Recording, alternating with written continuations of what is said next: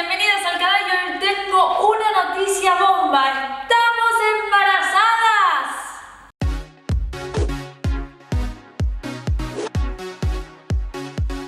Aquí estamos y tengo atrás, como sabéis, siempre bonitos cuadros que pinta Christine. Y hoy tengo un cuadro muy especial, que es nuestro bebé. ¡Tarán, tarán! Pues esta es la tercera ecografía. Aquí tenéis el saco embrionario, las manitos, un piecito le falta al otro pintar. Esto de aquí rojito es el corazón y la cabecita. Bueno, hay que terminarlo todavía. Estamos muy felices, muy contentas. Ha sido un camino muy largo y hoy quiero venir a compartirles un poco cómo fue todo el proceso. Hemos decidido hacerlo en dos partes el vídeo porque, claro, resumir 2 años y medio en 5 minutos es un poquito complicado. Vamos a empezar por el inicio, que es Copenhague. Como pone aquí el cuadro, hemos decidido empezar los tratamientos fuera de España. ¿Por qué? Porque en Copenhague hay toda una ley sobre el Open Donor. Esto quiere decir que si tú pagas la historia clínica del donante que tú puedes elegir, que esto también es otra ventaja, en España solamente eligen los biólogos, los donantes, pues puedes ver la foto del donante cuando fue bebé, saber de qué murieron sus 3 generaciones anteriores o si hubo alguna enfermedad genética, escuchar la voz del donante, a que es impresionante, ¿no? Pues sí, negocio, no negocio, pues como queráis interpretarlo hoy, ¿qué no es negocio? O sea, la salud, la educación, la justicia, todo es un negocio hoy, así que... Pero bueno, teníamos la opción y dijimos, entre saber y entre no saber, pues hemos preferido en un inicio saber, porque cuando uno empieza un tratamiento es como que tiene un castillo de fantasías y se imagina lo ideal y quiere hacerlo lo mejor posible, y bueno, para nosotros la mejor manera posible de hacerlo fue pues esta, yendo a Copenhague. Allí yo he hecho 6 inseminaciones, porque los médicos siempre, según la edad que tengas, te recomiendan empezar por inseminaciones. Generalmente las chicas que son mayores de 40 ya les hacen ir directamente in vitro. Y luego 6 inseminaciones, hice fecundaciones in vitro también, que he llegado a 2 intentos allí. Y la última no ha logrado tener ninguna transferencia. Explico un poquito qué es una FIV. FIV, la sigla significa fecundación in vitro. Y tiene 3 etapas. La primera, que es de hormonación, que estás una semana pinchándote y hay días que te tienes que pinchar hormonas a la mañana y a la noche. Mi experiencia personal que les comparto, cada cuerpo es diferente y cada persona lo vive de una manera diferente a nivel psicológico y a nivel físico. A mí las hormonas momentáneamente no me hacían ningún efecto, pero sí es como que tenía luego, cuando terminaba el tratamiento la semana, como la resaca, ¿no? Me hinchaba mucho, aumentaba de peso, retenía líquidos y demás. Y eso, claro, demora también el cuerpo en expulsarlo. Luego de la hormonación, cuando tus ovarios ya están produciendo ahí huevos hasta más no poder, lo que hacen es la aspiración, que es el paso 2, que es una intervención quirúrgica. Que otra diferencia que hay en Copenhague con España, que allí te hacen una sedación local, una anestesia local, por lo tanto tú estás muy consciente allí, te inyectan solo morfina y ves la pantallita, ves los médicos, ves la enfermera, ves la aguja así que te entra, o sea, no os quiero asustar, pero hay que tener poca aprensión para realmente hacer una aspiración con solo morfina. Es una cuestión legal, esto es otro tema que pasa, ¿no? Cuando uno decide también hacer un tratamiento fuera de su país de residencia, cambian las leyes, hay diferentes cosas en cuanto a que se permiten y en cuanto a no, diferente a tu país de residencia. Y a mí a nivel personal me ha pasado que la primera vez que hice el in vitro y que tuve la primera aspiración es como que iba a la aventura, ¿no? No sabía de qué se trataba, yo soporto bien el dolor. Y claro, cuando me ponen la morfina, enseguida sentí como los músculos se me relajaron, estaba con una sonrisa, veía pajaritos y fue fantástico y hasta la médica me felicitó y todo. Pero la segunda vez ha sido bastante traumático porque ahora lo cuento riéndome, pero en ese momento no me reía de nada y he sentido mucho dolor.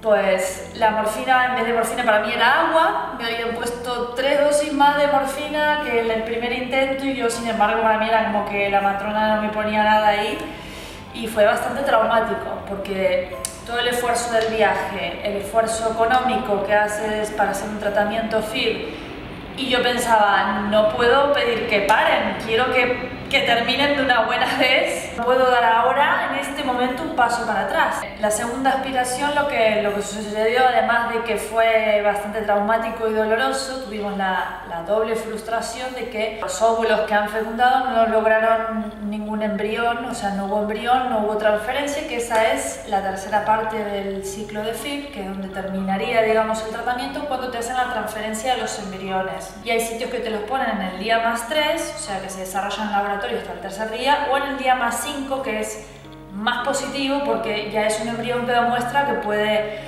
sobrevivir y que si llegó sano y vivo al día 5, pues hay más probabilidad de que el embarazo pueda quedar anidado dentro del útero.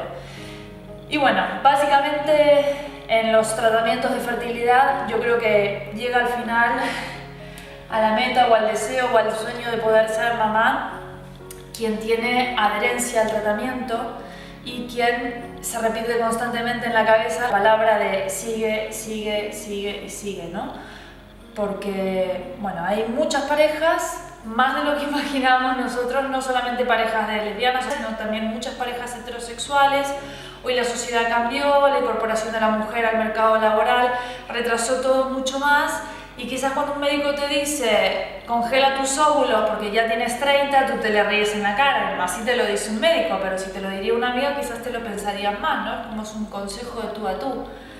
Pues realmente es así. Los médicos de las clínicas, cuando vienen parejas de 45, de 50 a tener su primer hijo, como que los miran en plan, pues nosotros no hacemos milagros, ¿sabes? O sea, hay una ciencia, muchas cosas hoy desarrolladas que permiten una maternidad y una paternidad, digamos, tardía en edades a nivel cronológico, pero claro, es mucho más fácil si uno se lo plantea antes por un tema biológico, de hormonas. Las mujeres perdemos enseguida la calidad de nuestros óvulos a partir de los 35 y claro, todas estas cosas no se tienen muy en cuenta, ¿no? Es como que uno se acuerda tarde y cuando se acuerda pues lo pasa bastante chungo. En mi caso, los médicos no se explicaban por qué yo no quedaba embarazada, porque yo dentro de todo estoy en la etapa alta de la calidad de óvulos de la mujer, tengo 33 años, deportista, no fumadora, no bebo alcohol, como sano, no había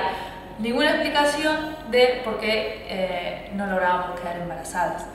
Cristina en Copenhague también hizo inseminaciones, pero bueno, con ella era más difícil porque los biólogos siempre decían simplemente no es que Cristina no sea fértil, sino que es una cuestión de edad. O sea, lo que determina que un tratamiento de fertilidad funcione o no funcione, el factor 1 es la edad. Puedo decir que Copenhague hemos ido como 10 veces, ha sido muy interesante porque hemos conocido a Nina Stork, que es la creadora de la clínica a la que hemos asistido para hacer los tratamientos. La clínica se llama Stork Clinic, es una clínica excelente. Nina es una comadrona que también es lesbiana y ella ha fundado la clínica en un momento bastante crítico de Dinamarca, del país, donde legalmente no se permitía a las mujeres solteras ni lesbianas acceder a los tratamientos de fertilidad.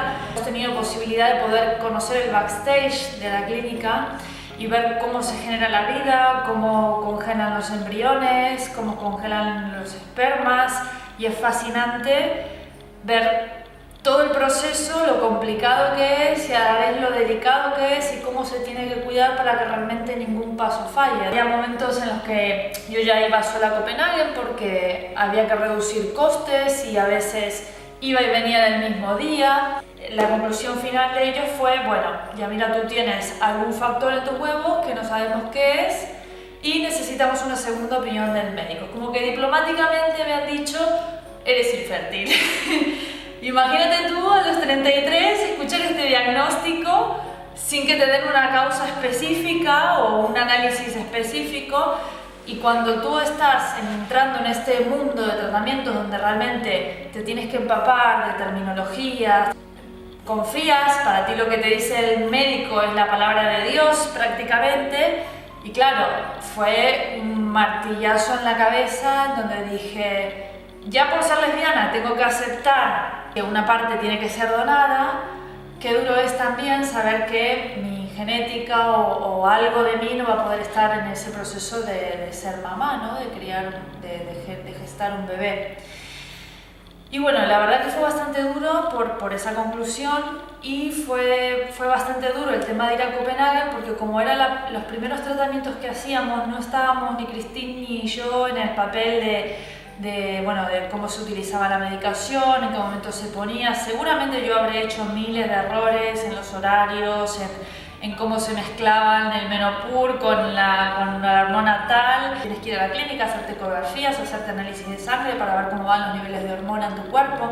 Claro, esto al hacerlo a distancia, todo esto no existió. No se podía llevar un control médico, mi trabajo tampoco me permitía estar 20 días en Copenhague cada vez que iniciaba yo un ciclo de in vitro.